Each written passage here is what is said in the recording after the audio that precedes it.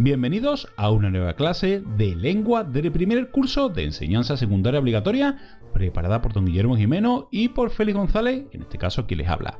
Y hoy comenzamos el tema 9.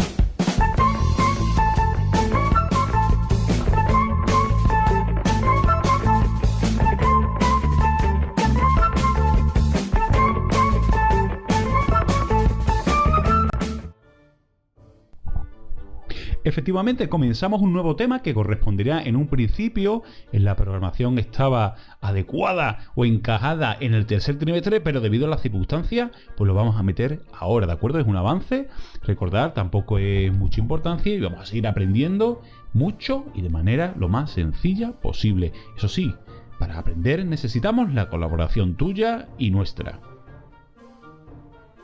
¿Qué vamos a dar? Bueno, en la página del libro que nosotros utilizamos, el libro Anaya, estamos por la página 106, que es donde comienza el tema 9. ¿Qué vamos a ver en esta unidad? Lo primero que vamos a ver es la parte, son varias partes, la parte de literatura. En la parte de literatura obviamente veremos textos y en los textos vamos a ver los recursos, después de los textos, el recurso literario, los más habituales, ¿de acuerdo? Y los más accesibles, que se corresponden obviamente a la edad que vosotros tenéis en primero de la ESO. Vamos a ver el taller de escritura. Después, en la parte de lengua, vamos a analizar cuál es la función del predicado, los tipos de predicado y obviamente los complementos del verbo. Ya vamos a comenzar a ver en los primeros pasos del complemento directo, indirecto y circunstancial. Es decir, es lo que vimos en el tema en el vídeo anterior, pero un poquito más avanzado, un poquito nada más y veréis que es fácil, ¿de acuerdo? Vamos a hacerlo de forma natural y vamos a empezar a analizar sintáctica y morfológicamente, como hemos hecho ya poco a poco, las oraciones, pero para que sea natural. Y recordad que lo vais a necesitar hasta segundo curso de bachillerato, al menos hasta segundo curso. Así que si hacéis ahora el esfuerzo, los años venideros simplemente tendréis que recordar. Y la ortografía, vamos a ver el uso de la H. Para comenzar, ¿de acuerdo? Esta es una de las partes importantes, la literatura, o bien un texto, el texto lo veremos a continuación, pero primero quiero ver quiero que analicéis, que conozcáis quién es la autora, en este caso, de este texto.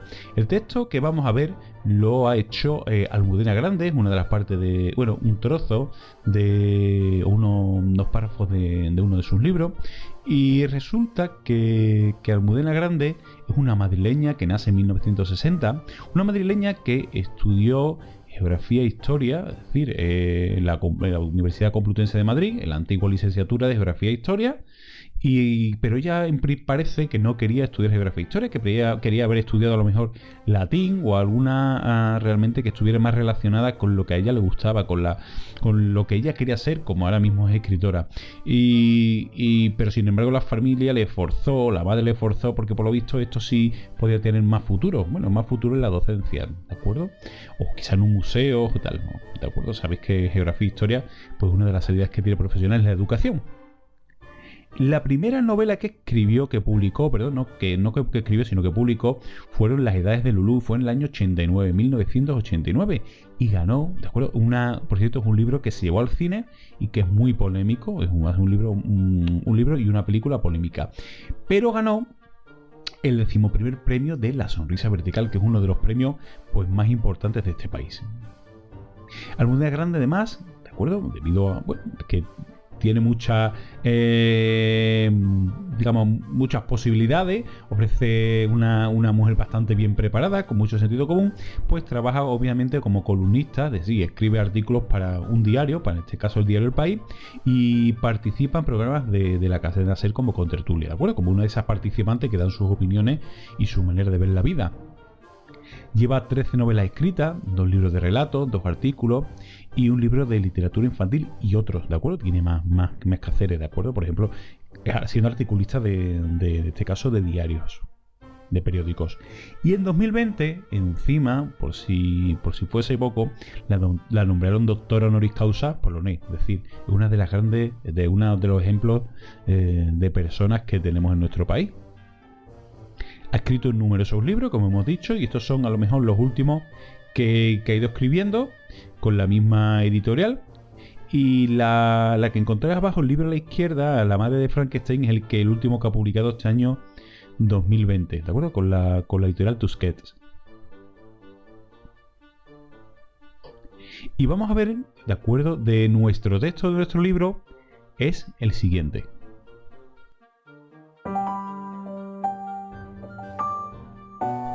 El frío en Andalucía. La gente dice que en Andalucía siempre hace buen tiempo, pero en mi pueblo, en invierno, nos moríamos de frío. Antes que la nieve y la traición, llegaba el hielo.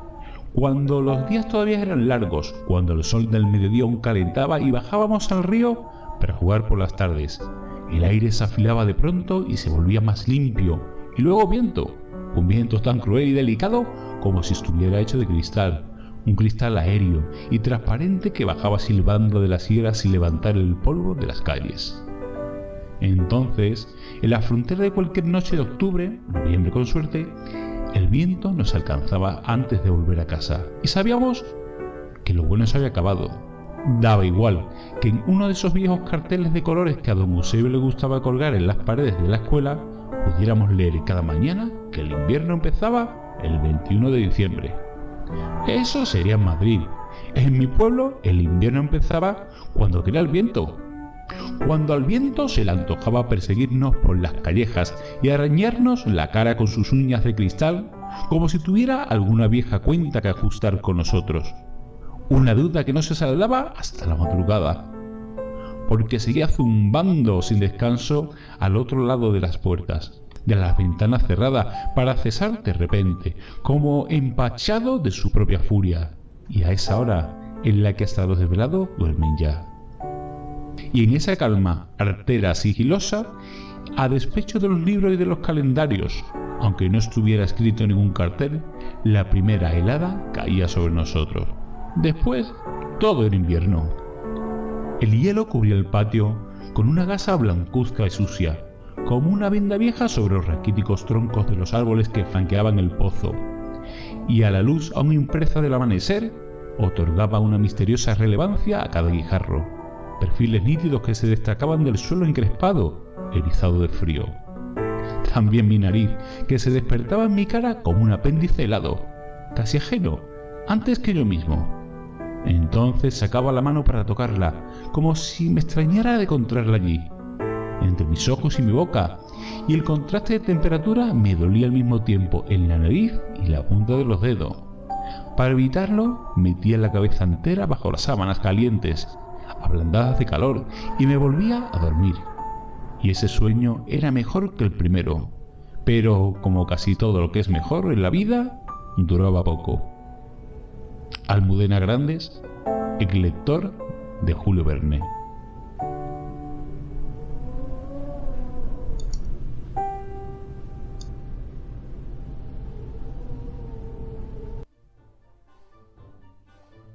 Perfecto, espero que os haya gustado ese texto, no solo escucharlo, sino también leerlo con atención, porque ahora vamos a hacer los primeros ejercicios que vienen en el libro, ejercicios que os van a servir para mucho, ¿de acuerdo? Vamos a entrenar nuestro cerebro y vamos a intentar comprender lo que hemos escuchado. ¿Por qué? Como he dicho en clase, comprender lo que se lee es importante. Si no comprendes lo que lees, si no entiendes lo que lees, lo que se conoce como analfabeto funcional. Sí, puedes saber leer perfectamente y leer una frase con otra, pero no te estás enterando de nada. Por cierto, si os queréis, que imagino que os queréis muchísimo vosotros, hay que quererse a sí mismo, por supuesto. Si te pones a leer, a estudiar, supuestamente a estudiar, y te pones a leer y no te enteras de lo que estás leyendo, estás perdiendo tu tiempo. Podrías dedicarlo, ¿de acuerdo?, a otras cosas. Intenta concentrarte en lo que estás leyendo. Una de las maneras, por ejemplo, es escribiéndolo, o escribiendo a lo mejor anotaciones, o transcribiendo un poco a tu manera de entender. Oye, ¿qué dice esa frase? Bueno, pues a mi manera de ver dice esto. ¿Por qué? No solo estás leyendo, estás entendiendo y estás aprendiendo, sino que también estás aprovechando tu tiempo. Y ese tiempo, por ejemplo, en vez de leértelo 10 veces porque no te estás enterando absolutamente de nada, te lo lees 2 veces o te lo lees 3 veces y realmente si lo estás trabajando. Incluso después coge esos apuntes y nada más que tienes que repasar los apuntes, no te tienes que leer de nuevo el texto, ¿de acuerdo? Eso lo digo, por ejemplo, en otras materias o en esta materia con textos, digamos, más complejos. Entonces, veis que es muy fácil. Quereros a vosotros mismos y dedicar el tiempo que vale también a la familia, sobre todo en los acontecimientos que están ahora mismo pasando, o a vuestros amigos cuando podáis verlos, ¿de acuerdo?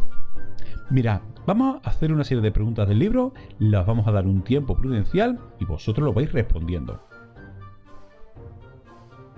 Primero, ¿cuándo comenzaba el invierno en el pueblo del protagonista? ¿Pero cuándo comenzaba realmente? ¿O cuándo comienza realmente? Os voy a dar un tiempo. Os doy un poquito más, ¿verdad?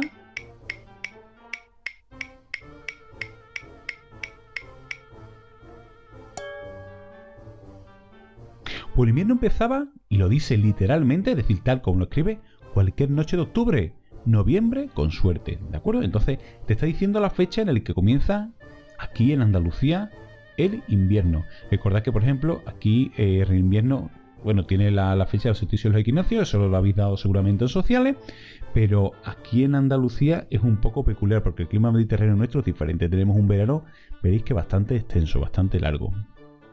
Seguimos. ¿Qué ocurría cuando paraba el viento?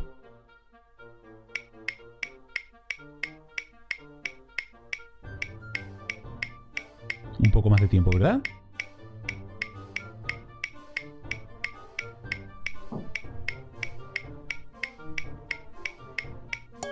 Cuando paró el viento, pues caía la primera helada, ¿de acuerdo? Era la señal de partida que sabían que comenzaba a helar.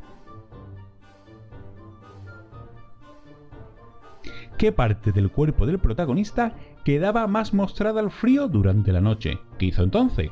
En una parte del texto, ya casi al final, dice que una de las partes del cuerpo se congelaba. ¿Qué parte del cuerpo era? ¿Comienza?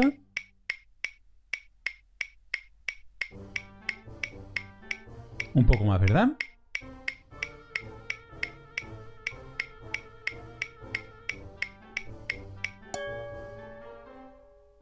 Tenía frío en la nariz, recordad, entre los ojos y la boca, ¿verdad? Decía. Y para evitarlo, metía su cabeza en la sábana o bajo las sábanas que estaban calentitas. ¿Te acordáis que decían que estaban calentitas? Venga, seguimos entrenando nuestro cerebro. Comprender lo que has leído, recordad, comprender lo que hemos leído. ¿El narrador de esta historia y el protagonista son la misma persona? ¿Por qué lo sabes? Os doy un poco de tiempo. ¿Podéis mirarlo?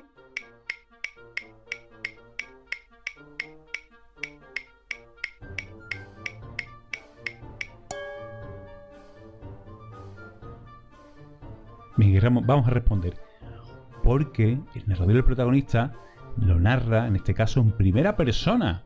Y cuenta los sucesos que le ocurren a él o que le han pasado a él. ¿Con qué compara el protagonista al viento? Esto es muy importante. ¿Utiliza un símil? ¿De acuerdo? ¿Qué características cree que tenía en común? Venga, vamos a comenzar.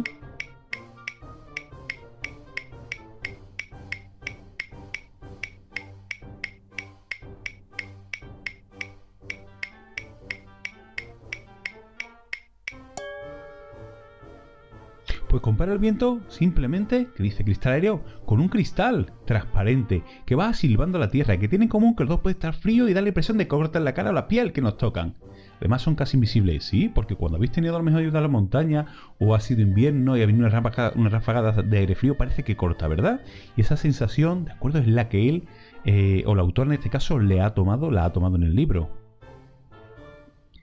¿Quién es Don Eusebio? Un poquito más de tiempo.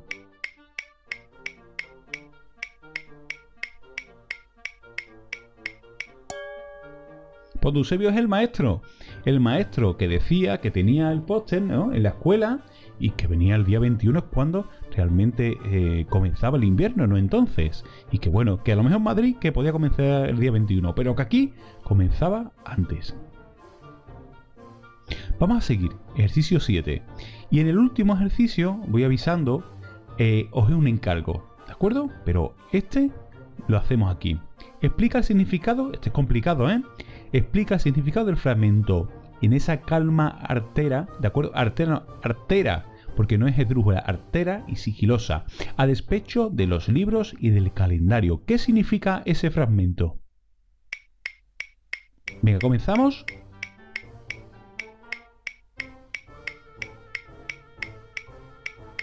Venga, un poquito más.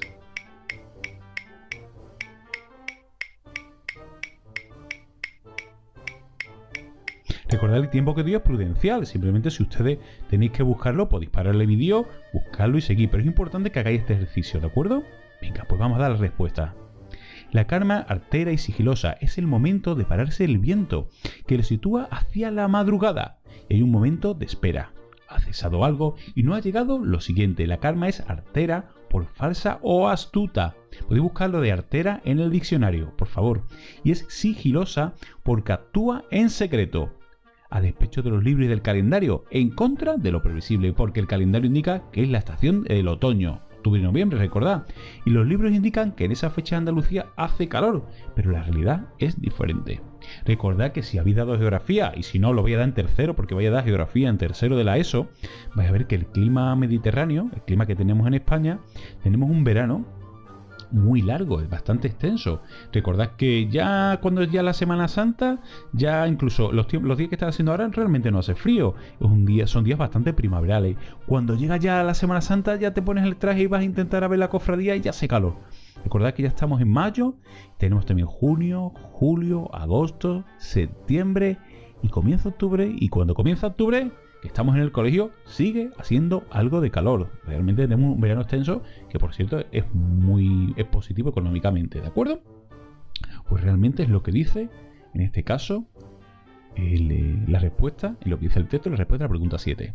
Y la octava es un encargo que me podéis, por ejemplo, mandar, hacéis una fotocopia, hacéis una foto y me lo mandáis por correo, me lo mandáis por correo de la plataforma o me lo mandáis por Moodle. Dice, con los datos que te ofrece el texto, elabora una descripción de este pueblo andaluz. Es decir, leéis el texto y qué pueblo andaluz se os puede venir a la cabeza y que puede hacer tanto frío. Yo os puedo dar una idea, puede ser de playa o puede ser de montaña, puede ser una sierra que haga frío o puede ser una sierra que sea más cálida.